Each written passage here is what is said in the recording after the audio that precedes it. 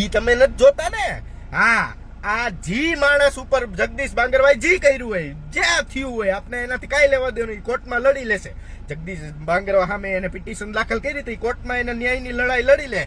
પણ આ લડાઈને social media ને સ્ટેજ ઉપર ચડી ચડીને ભાષણો દેવા વાળા માણસોને હું વ્યવસ્થિત રીતે કહેવા માંગુ છું કે રાજકોટની અંદર બિહાર જેવી સ્થિતિ ઊભી કરનાર પેંડા ગેંગ અને મુર્ગા ગેંગને સરા જાહેર ફાયરિંગની ઘટના બાદ આ જગદીશ બાંગરવાએ બધું શાન પાડ્યું હતું. જગદીશ બાંગરવાએ 56ની છાતી લઈને ગુચ્છી ટોકું દાખલ કરી દીધી.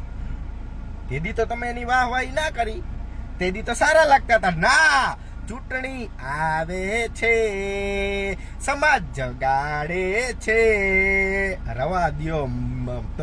આ બધાય નેતાઓ ચૂંટણી આવે છે ને મિત્રો, એટલે આ બધાય રાજકીય કાવા દાવા કરશે. જ્યાં આટલે ત્યાં ગુનેગારો પાછળ ગુનેગારો ને બચાવવા હાટું આંદોલન કરે છે.